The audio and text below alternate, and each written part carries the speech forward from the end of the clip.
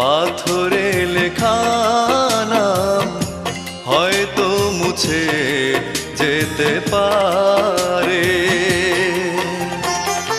মুছবে না কোনো দিন হৃদয়ে লেখা নাম। ভালোবাসি আমি যারে, পাথরে লেখা নাম হয়তো মুছে যেতে পারে।